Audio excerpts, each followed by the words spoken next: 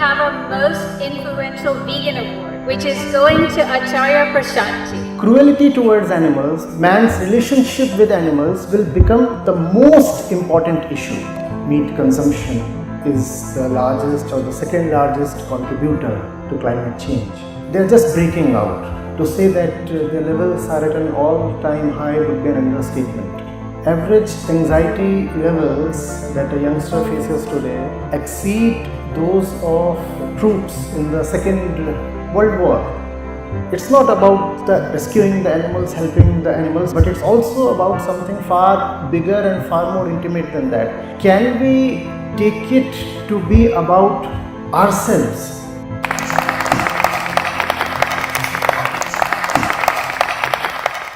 I'm Darius, and today I have two of my favorite people on a Zoom call from both ends of the world. In the US, there's Ingrid Newkirk, who's founded PETA.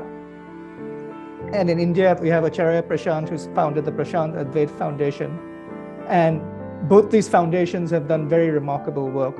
So PETA is today the largest organization that fights to protect animals, and this is true protection of animals. It's not the kind of protection of animals that just says, I love animals, but I eat them as well. And the Prashant Advait Foundation in India has done remarkable work, not only in the field of veganism, but also with women's rights and socio-spiritual awakening. So I guess the first question I have, since we have an activist and we have a spiritual leader, is what's the big deal about veganism? Why veganism? Why should we even be concerned about veganism? And Acharya Prashant, if you could share your thoughts, and then Ingrid, if you could share your thoughts, and then we can just let the conversation flow. Hello, Ingrid, and hi, Darius. And yes, glad to be in this conversation. Why veganism?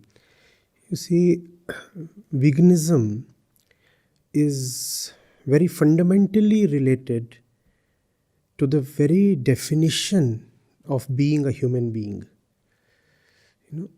I'm going to the extent of saying that we have animals, we have so many species of all kinds of beings, and then there are the Homo sapiens sapiens. So veganism is in one sense the qualifier.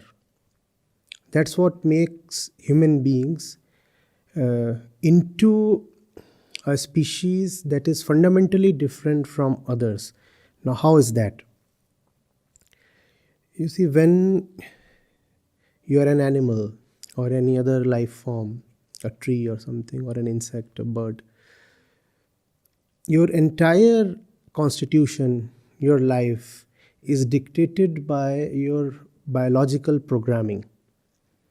So you are configured and constrained to eat as per your biological design, to decide, choose, move, eat, sleep, mate, just as you have been configured by evolution, by biology, by your body. How are human beings different? Human beings are fundamentally different because they are to live not by their body, but by their consciousness. So let's then look at the definition of an animal. An animal is one who lives by the body. And a human being is one who lives by consciousness. And you are a human being, and if you respect consciousness much more than the body, which is material. So human beings are defined by the respect that they hold towards consciousness compared to the body. So we are not obliged to do something just because we can biologically do it. So for example, a lot of people say that because we can digest meat and because we have certain teeth that are supposed to be useful in cutting meat. Therefore, that proves that we can be meat eaters. No. Our life, our choices are to be determined by our consciousness. We respect consciousness. And if we respect consciousness, we cannot kill it anywhere it exists. We cannot hurt it, harm it. We have to rather nurture it. We have to love it. And that's what veganism is about. Wherever there is consciousness, respect it. Do not exploit it. There is consciousness in the bird, in the fish, in the animal, in the tree, obviously in the human beings.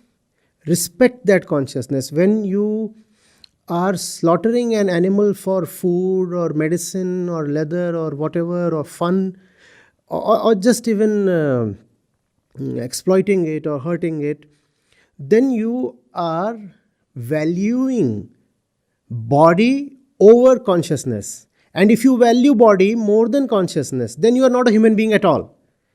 Therefore, veganism to me is very central to the very definition of a human being. I'll go so far as to say, if you're not a vegan, you don't qualify to be called a human being. And that's not a dogma. I'm coming from a very logical, well thought out position. So that's what veganism is to me, essential humanity. I agree with so much of what you've said, and I wanted to also thank you for all the work that your foundation has done, because one of the things about veganism to me is that it's against all violence, it's against all exploitation, it's against all harming and prejudice and all these bad things that human beings seem to fall into. And so you have done wonderful things that have affected many different species, including human women. So thank you for all that. I do believe there is a principle that should be followed, and that is that we don't want to be discriminating and exploiting and harming and hurting anyone. It doesn't really matter what color they are, what age they are, what gender they are, what species they are. If they're a living being, then we can either bully them, hurt them, kill them, or respect them and be considerate of them. And certainly we can't eat them, which is a very odd thing that we have decided over time to do. To take a breathing, thinking, feeling person and end their life, cut them into bits, let the blood drain out, and then stick them in our mouths. It's just incredible. Wonderful. And we shouldn't steal from them either and wear the skin they were born in. We shouldn't use them as if they are tools in laboratories to pour chemicals down their throats. And we certainly shouldn't take them away from their natural lives and chain them up and use them in circuses and temples and who knows what, just because we feel like it. That is supremacism. And I think you and I, all of us who are vegans, are against supremacism. Wonderful. Very well said. And there's a very interesting word you used, person. What constitutes a person is something that we must take to the population in general. What is the definition of a person? Because in general, we define a person as a human being. If you are a human male, a human female, you qualify to be called a person. But if I call a parrot a person, that would sound weird to a few, cute to a few others, but normal to very few. So a person, if we could see that a person is defined not by his or her body or the species, but by the mere presence of consciousness. Consciousness the moment it becomes the qualifying criteria, our decisions immediately change. But for that, first of all, we need to have a certain love and respect for consciousness, and that's the reason this little foundation here. Obviously, PETA has done great, remarkable, path-breaking work, and it's several decades old, and I truly, deeply appreciate what PETA has been doing since a long time now, worldwide, also in India. Our foundation is comparatively a nascent one, and it's the consciousness route that we are taking. So that's the reason why when we work for animals, we find we are working for all beings that exist, because they all are conscious. And we find that if we really have to work for animals, then honesty demands that we work for all exploited sections that exist on the planet, be it those who are racially oppressed, or women, or people who are misled in whichever way, and that brings a kind of integrity to our work, a central axis. If you are conscious, then you deserve my respect, because my own welfare lies in me being able to respect consciousness. Why do I suffer? Why does any human being suffer? Because we forget that we are just not the body. The body has its own games, its own agendas. I have my purposes that are separate from the purposes of the body. For example, the body might want to sleep. I might not necessarily agree. The body might want to eat or jump around, or the body in a certain stage of life might demand procreation, and I do not extend my consent to all that. I am not the body, so I am not obliged to always concur with the body. The moment I see I am consciousness, something very magical happens. Wherever consciousness is seen, it becomes an expression of who I am. How can I kill myself then? I look at the rabbit, and in the rabbit's eyes, there is nothing different from what is there in my eyes. All right, the shine might be different, the form might be different, but the essential characteristic is the same. I do not want to die. The consciousness here says, well, there is more to explore, more to achieve. Probably there is something called liberation that is still left. So there is a certain hunger in my eyes. I see a certain hunger in the rabbit's eyes as well. Well, the rabbit might not be demanding liberation. It might just be asking for a carrot. But there is that desire there. So in killing the rabbit, I'm killing a part of myself, something very similar to myself. I could even say I'm killing myself when I kill anybody. If I hurt someone, I'm hurting myself. That's the route and the position that we are taking. And to our surprise, it's been cutting ice.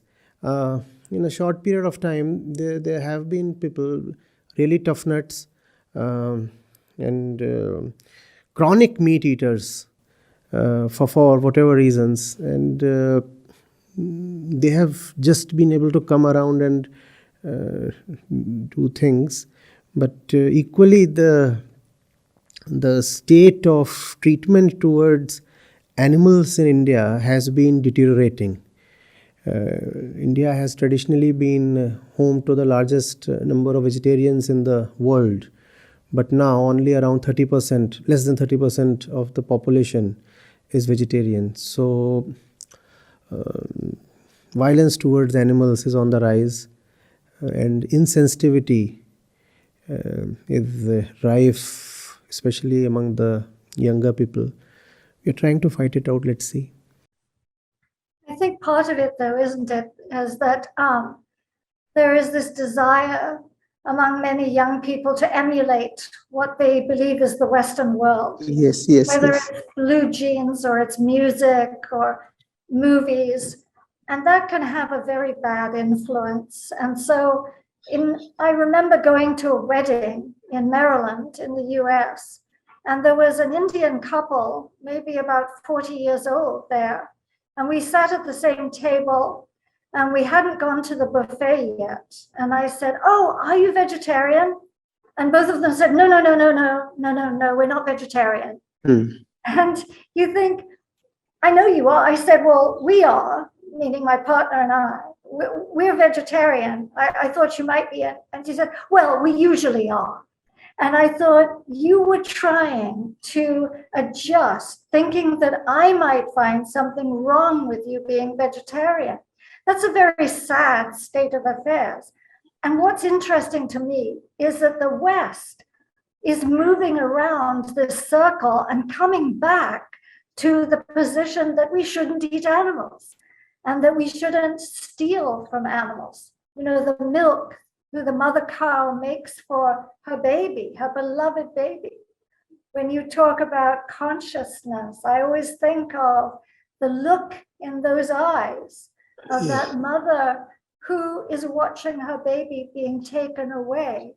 So some human animal can steal the milk and put it as ghee or butter or cheese or whatever it is. In the West, there is a growing awareness, and maybe some of this is for animals out of concern, and some of it is because of all the devastating information we have been bombarded with about the ill effects of animal milk, eggs, meat on human health. So a selfish reason comes in there.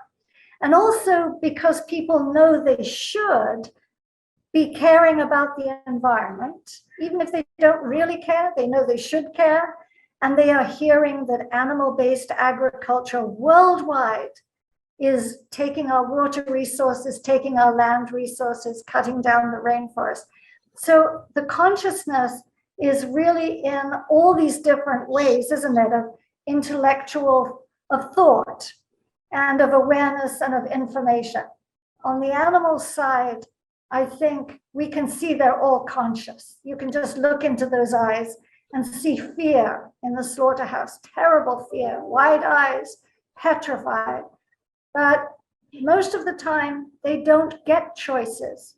The rabbit can't have the carrot. The mother cow can't have her baby because they're dominated by the human species that doesn't think beyond what it wants itself. And I think your work in saying, look at yourself. You are more than your interests, your pleasures. You are a thoughtful, conscious being. Act like one is very, very important. Yes. And also, what is happening is, in the Indian context especially, cultural reasons succeeded in keeping a vast majority of Indians vegetarian, if not vegan, since centuries. Compared to other parts of the world, cruelty towards animals or other life forms in India was lesser. Lesser to what extent, we might speculate, but certainly India was kinder towards life forms still recently. The only problem is the reasons were just cultural. And culture is man-made, so culture can change. Culture is time-bound, culture changes. So as you pointed out, the Indian youth, the Asian youth, in fact youth all over the world, they look at the West as their idol. And they want to emulate the Western culture because the image of the West is that of a successful and wealthy and powerful man. And who does not want to go after success and wealth and power? So that's what Indians have also been doing. They look at the West and say, wow, that's where you have real power and money. So they emulate the culture also, and that's where the cultural reasons meet their limits. If you are being vegan or vegetarian just because that's what goes in your family, in your tradition, or in your religion, then that won't take you very far. Cultures will change. Some other culture will come and eclipse your current culture. then higher than the cultural reason is the biological reason, because this comes from within the organism. This does not come from the family, from tradition, from someone else, from the society. So, for example, when I look at a stray dog, and there is a feeling of empathy that arises. Without even knowing why I am empathetic, I want to do something for the dog. It's cold these days. So we want to take care of a few puppies that are that live close to our place, and we want to take care of them. We do not necessarily know the origins of that feeling, but still we want to do something, and that I take as higher than the cultural reason, because the feeling is mine to a greater extent. The culture is not really mine. The culture is a borrowed thing or an inherited thing, but the feeling arises from within me. And so the feeling works in a far better way and in a deeper way than the culture.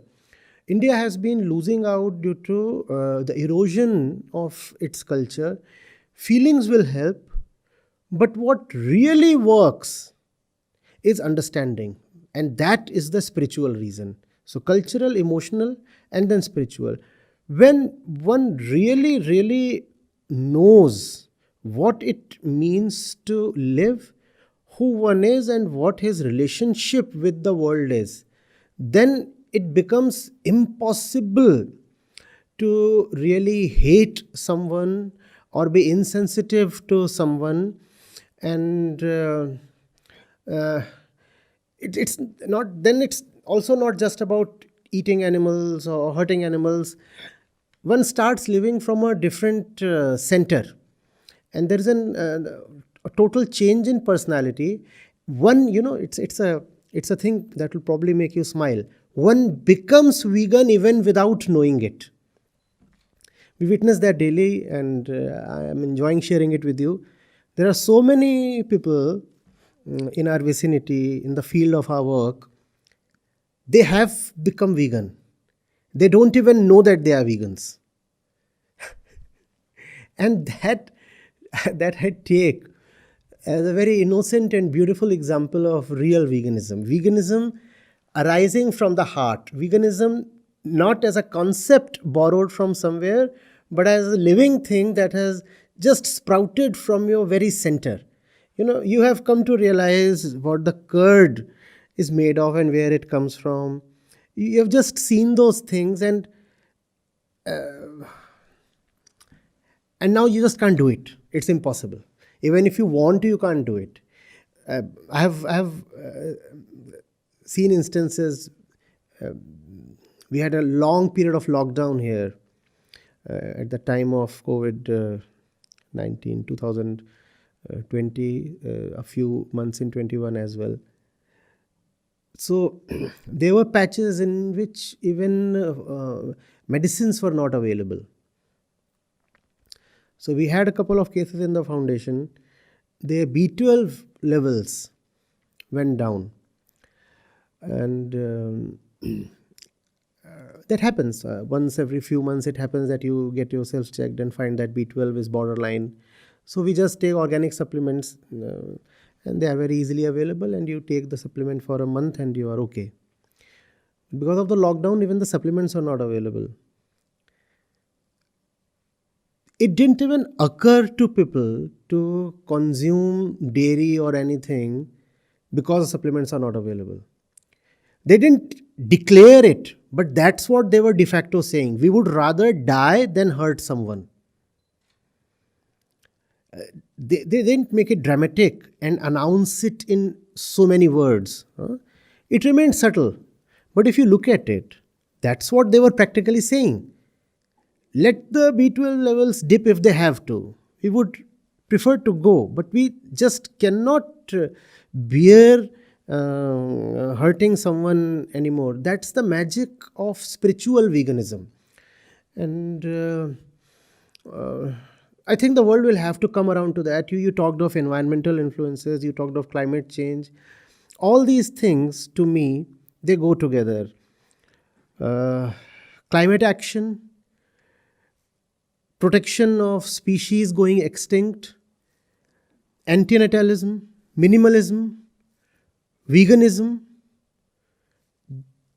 these go together. And if the planet is to be saved, there is no option except the bundle of these five. And at the center of these five, to me, lies spirituality, and that's the route we are taking. Success has been mixed. It's just that the reach has to greatly increase. We have been pretty successful in the territory we have been able to cover. The problem is that we have not been able to cover a huge territory. First of all, we are limited to India. Secondly, even in India, because we are relatively nascent, so our reach is still limited compared to the work that needs to be done. I think we are per month we are reaching out to no less than 40 to 50 million people, but much more needs to be done. Otherwise, the very existence of the planet, I do not see how far we are going. I think everything we do is vital, and you never know what's going to work. Yeah. Because everybody is affected in a different way. Some people care about one thing, some people don't care about that, but they care about something else. So our approach is a scattershot approach. We'll try humor, we'll try seriousness, we'll try shock. And by shock, I mean we show reality. It's not that we invent this, as we show the photographs and the videos of what actually happens, and that is a shock. I think one of the US presidents once said, people are attacking me for what I say. He said, all I do is I tell the truth. And that is, people are so shocked by it that they attack me. But I think we have to be vigorous.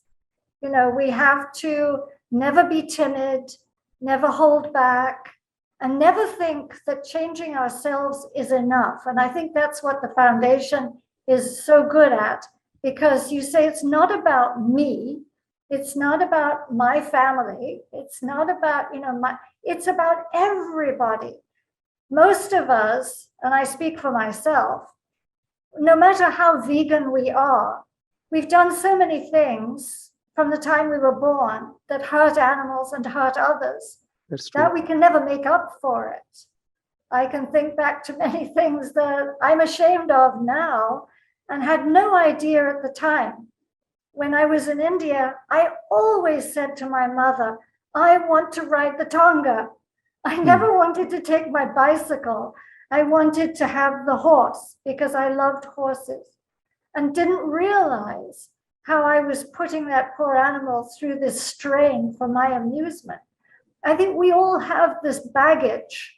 And so it's not enough for us to stop eating and wearing and using animals. We have an obligation to undo some of the bad that we've done. Yes. And to go out and share what we have learned with other people. There's a saying about, who opened your eyes?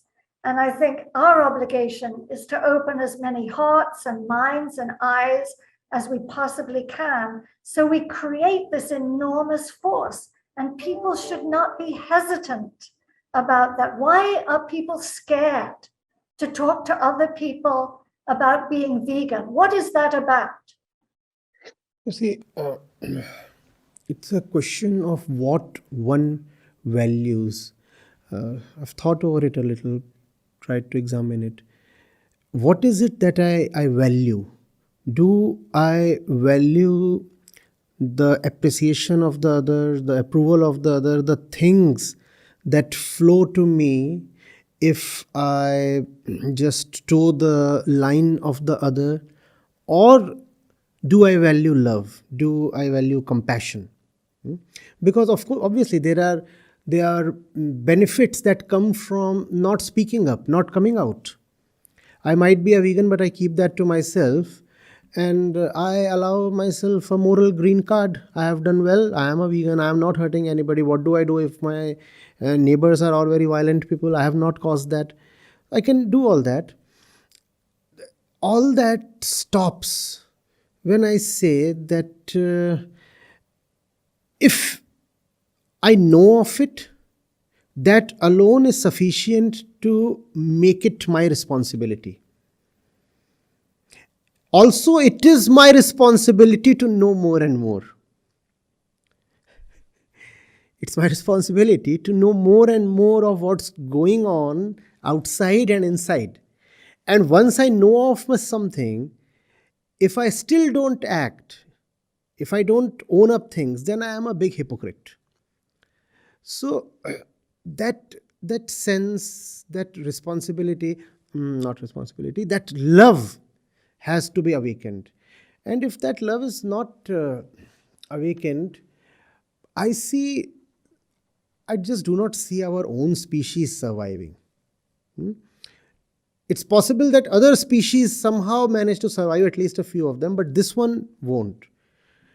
Because we have just gone bonkers. The way we are consuming, we just cannot afford the level of consumption that we have, along with the levels of populations that we have. If I talk of India, we recently became the most populous country in the world. And these 140 crore or so people want to have the same level of per capita consumption as a German or an American. Now that's a very violent kind of multiplication. The quantity of Indians multiplied by the per capita consumption of Americans. There is no way even a dozen Earths can sustain that. And all of that is linked to veganism. It would be great if we could have a basic research seeing the average number of children that vegans have, the average consumption levels of vegans, for example, in terms of fuel consumption, electricity consumption, steel consumption, garment consumption, water consumption, and see that once you are vegan, chances are that you are more pro-life in general, and you are not just being kind towards animals. It's not just about your attitude and behavior and relationship with animals. You just become more human, and you become more survivable, more sustainable.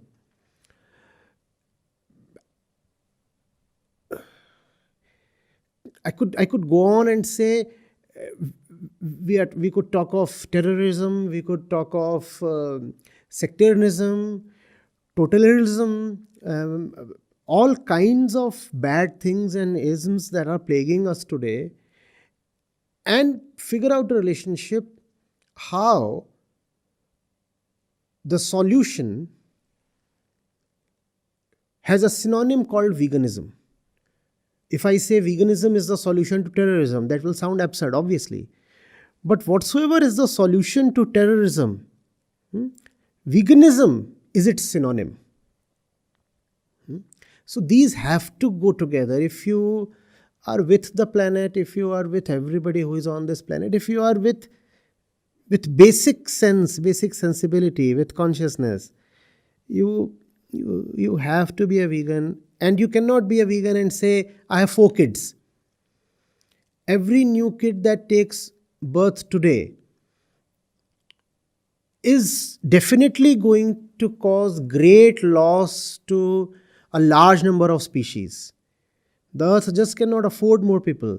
So veganism has to go hand in hand with antinatalism. You cannot be a vegan couple and say we want to have lots of kids. That's like indirectly killing so many animals. And several other choices as well. You cannot be a vegan, for example, and be full of hatred towards human beings. Because sooner than later, if you are hateful, that hatred will spill over to animals and birds and fish as well. It would already be there, and just that you don't know. I consume a lot of steel, for example. I want a mansion for myself. And we all know where steel comes from. We all know the relationship of steel with flowing water bodies. You cannot be a vegan and still be a huge fan of palaces and mansions and brick and mortar and say, I want the biggest house possible on this planet. That's not veganism. So veganism in that sense, probably the time has come to give it a broader definition with a more clearly defined center, and that might just help more people to relate with it and understand what's going on. Otherwise, still, at least that's the scene in India, people think of veganism as something to do with food. If you don't eat something, you are vegan. Vegans are those who exclude certain food items from their diet. Now, that's such a restrictive definition of veganism. Even as you would say, dyed in the wool vegans, they would talk of veganism as diet and clothes. And maybe attitude towards animals. Okay, I find a stray dog limping, I give it some medical care, so I am a vegan. No, that to me, that's a bit narrow. I'm sure you too have been thinking about it and would throw some light on it. But to me, that's very restrictive, and also that limits its appeal. And also that's what makes people less empowered. You talked of hesitation that people feel in coming out, the vigor that they lack. Probably this is why. If I can see that my friend over here, if he is not vegan, he cannot be a proper human being, then I'll be impelled to do something about it if I have any kind of relationship with him. But if I say, he is already a nice man, just that he eats meat, just that he loves his coffee, milk coffee, but otherwise he's a great man, then I don't know how I'll be incentivized to again and again question him, poke him, probe him. I will feel no incentive. I need to be told that if he is not vegan, there is something very essential missing in his humanness. Something very essential. And if it's essential, then he is not even human. If the very essence is missing, how are you even human then? No, that's what will really rankle me up and push me towards constructive or disruptive, whatever kind of action. And a lot of times, even disruptive action is needed. The videos that PETA makes, we have made good use of them. And watching the pics, sending the videos over to people who say that, well, yes, cruelty is there, but cruelty is everywhere and there is limited cruelty. When some of the videos from PETA, when we have been doing it since years now, in fact. I came across some of the activism that you have personally undertaken and those pics, and yes, as you said, they are disruptive and people need to be shocked, and that's what makes them think. Otherwise, we are just too well adjusted in our existing ways. We feel all is okay. That misplaced confidence is killing the animals and also our species. But what you said so many things that I would riff off because I can't help but agree with them. And I think most interesting to me is that while India is perhaps departing from this wonderful concept of ahimsa, I mean, there can be nothing better. A true vegan means ahimsa in its proper meaning, because as you say, it's not just about this dog or this food or this jacket, or it's about an understanding of nonviolence. It's an understanding of respect. It's an understanding of consideration. It's about love, if you will. I mean, you don't have to love, but you have to be considerate and respectful. Recently, when we were talking about people being afraid to say something when they really must, everything depends on people speaking out. And you never know what's going to stick and what isn't going to stick. What you know is if you say nothing, nothing is going to stick. So recently I was in Mumbai just for a little while, and I did a demonstration by taking a public shower. It was all very modest. It was just the illusion that it was a public shower. And people criticized me on Twitter, and they said, you know, why is she doing this? Why can't they just threw rocks at me? And I thought, it doesn't matter, because if one person thought about it and took in that message that the whole world is in trouble because just a little meat meal is the equivalent amount of water as showering for a whole week. It's that much. Facing drought. India is facing more drought than almost anybody except Africa. You know, it is a critical thing. They said, why doesn't she do this in Europe? Why doesn't she do this in the United States? How dare she do this in India? And I thought, well, India needs to hear this lesson. I also do it in the US. I also do it in Europe. The world needs to hear this lesson. And Europe and the US are using more water than anybody in India, but India will bear the consequences. So we all need to do as much as we can and share our information with each other so we can save ourselves collectively, look after each other as brothers and sisters collectively, and break down these barriers of nationalism, genderism, all these isms that are the wrong isms that are separating us from each other. And instead of, when you hear a new idea, putting up a barrier and responding with hate and venom, we need to try to break that down and say, I'm just talking to you about something I heard, a fact I know. I didn't always know this. I'm grateful that someone showed me these things, and I am sharing them with you. So together, independently, if you like, we can change the world into being a kinder place. As someone once said, a famous person whose name I can never get right, said there are three things in life that are important. The first is to be kind. The second is to be kind. And the third is to be kind. And if you are kind, that's really all you ever need to do to get through life as a decent person. I honestly believe that. Perhaps you do too. No, I'm first of all not just glad but actually grateful that you did that in India, in Bombay. India needs disruptive activism of the kind you espouse, and I really wish that you and PETA do much more of that, irrespective of the criticism or even hate that comes your way. I'm sure all of us are strong enough to take that for the sake of several little beings and big beings and human beings.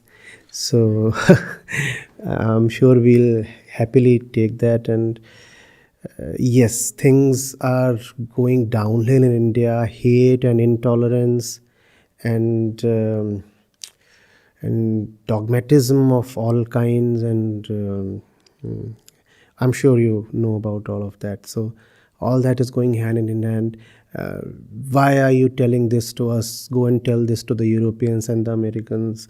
Or why are you telling this to the Hindus? Go and tell the same thing to the Muslims. Or why are you saying these things on our festivals?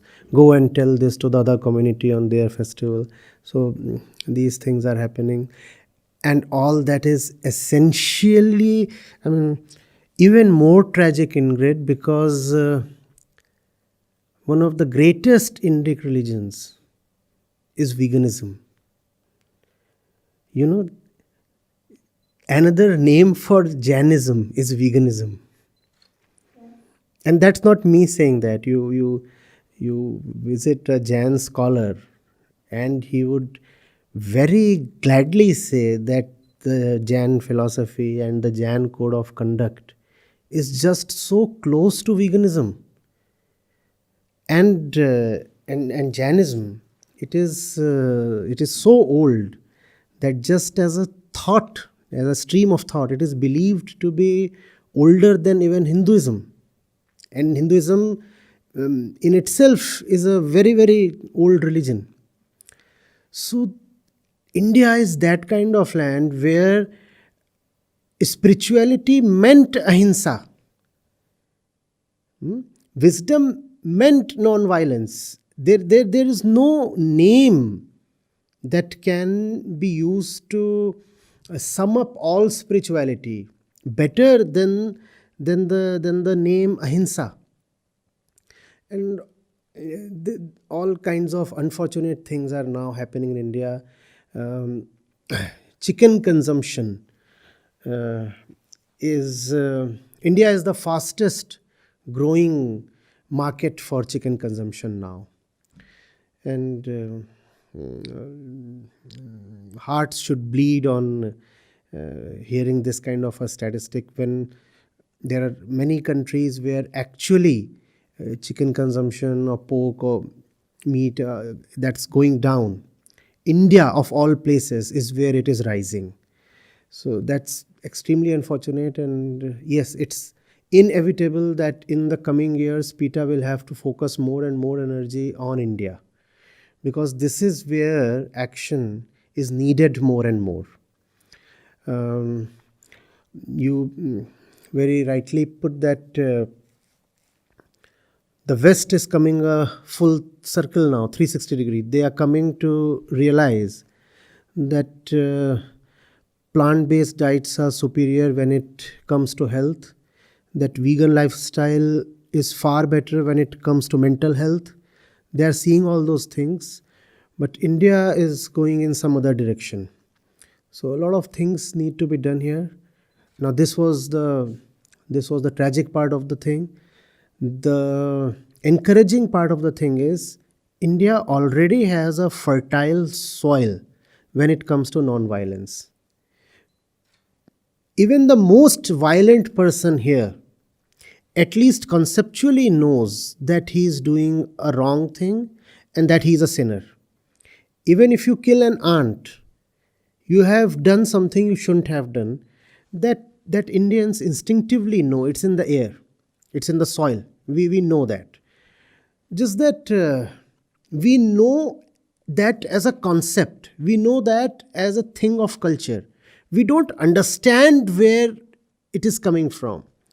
So when I said that 5 things go together, and I don't know, 4 or 5, antinatalism, minimalism, veganism, this, another thing that can be very importantly added to this is revival of true religiosity. Now I don't know how that would sound to you, but that should not sound very weird when you consider that I said that Jainism is de facto veganism. And the ahimsa core of Jainism is something it shares with Hinduism and Buddhism. So if the true essence of religiosity can be invoked, that would go a long distance towards making veganism easier. And when I say religion, I obviously do not mean the organized kind of religion in which the church, the temples, the priests, they become dominant and codes of conduct are enforced. Of course, I hope I'm not invoking the Taliban in your mind. I'm not talking of that kind of religiosity. I'm talking of, what should I say, essential spirituality. The search for one's own existence, one's own identity. Who am I? Why do I exist? Those kinds of questions, more philosophical than ritualistic, more inquiry based than dogmatic. So if the moment that comes, especially in India, if people can see what the essence of religion is, for example, what Vedanta says.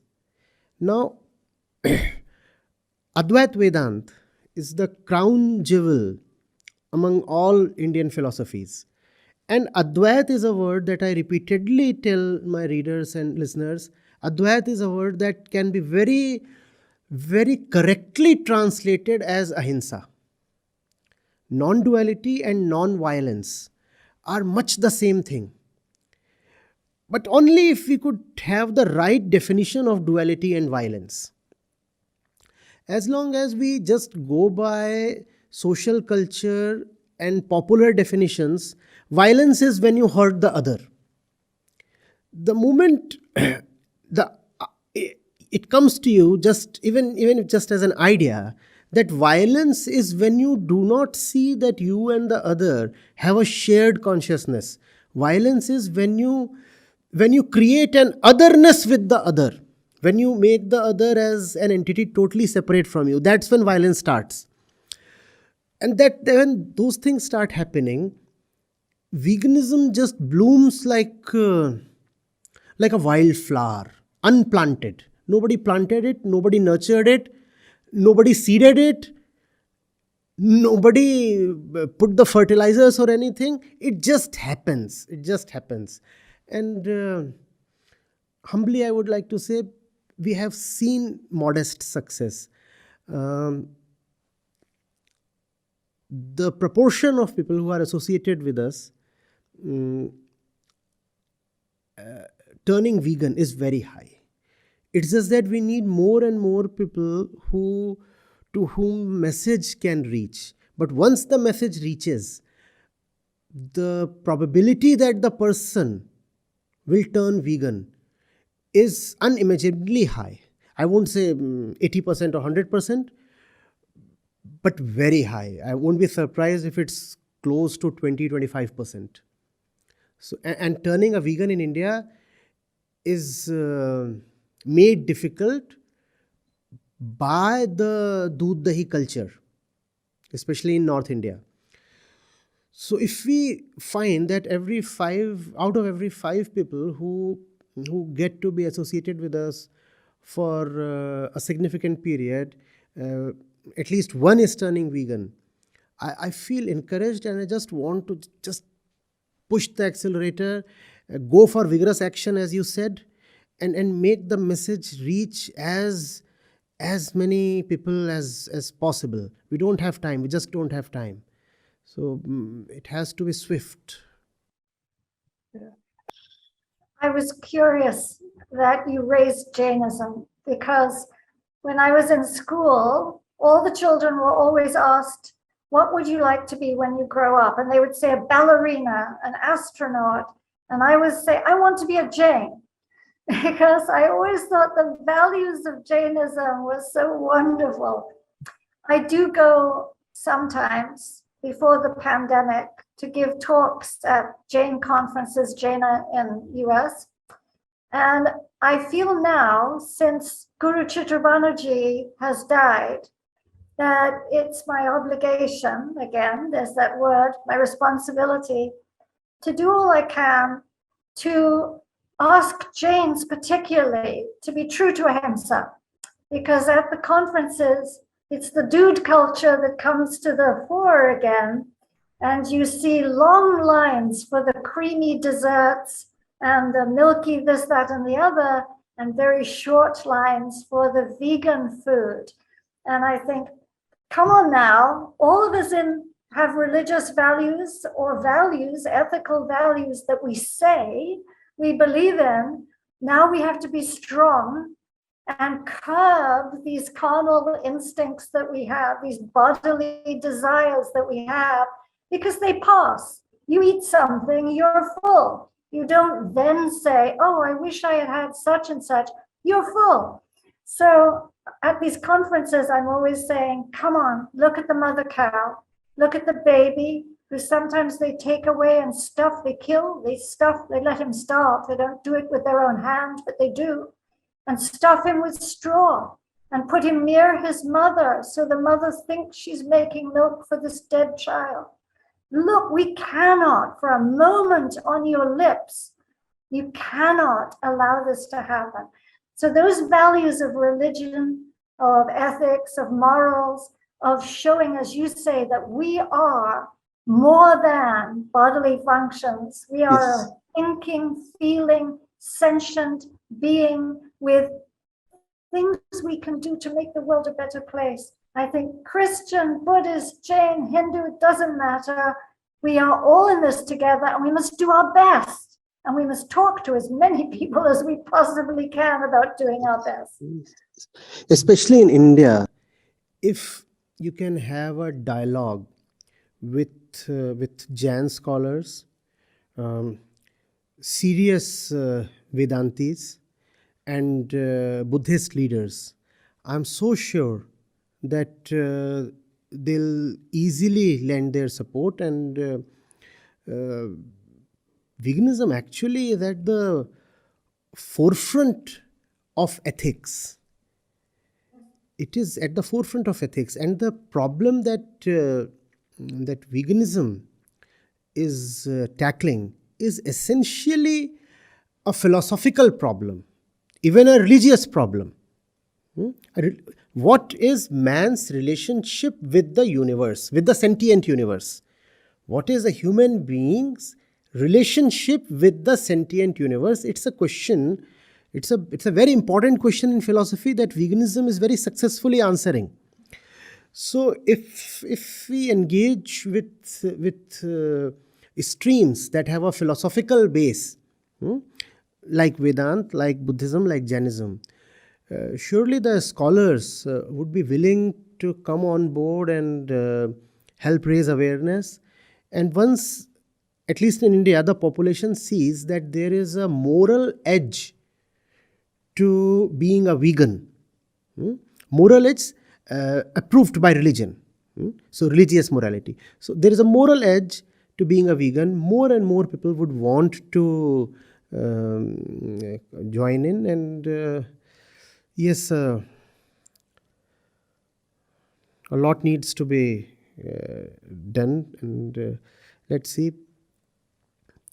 At least this particular conversation would go to obviously from the PETA side to the PETA channels and to our channel, and there, if I estimate, 1 in every 3, 4 or 5 videos deals directly with veganism.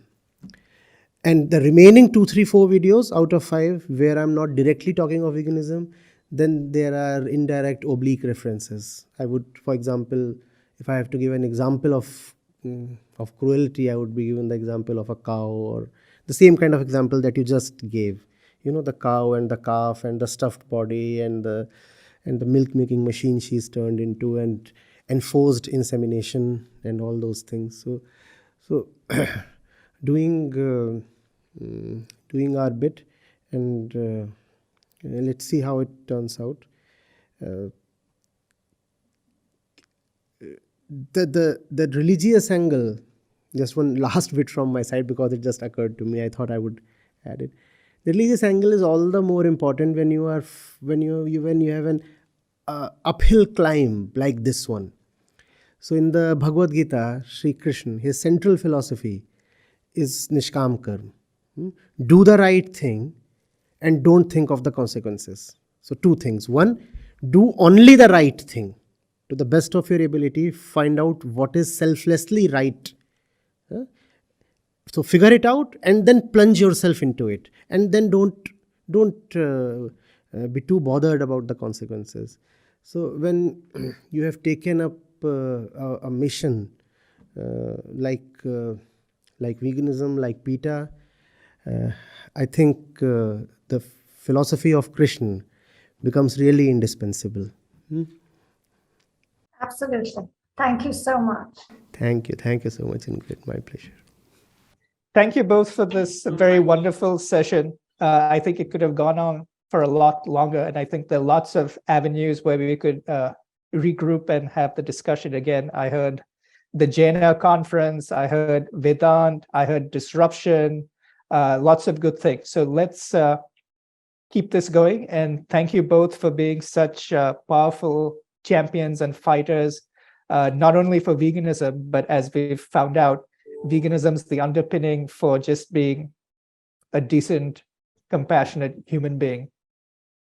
Thank you both. Thank you. Thank you.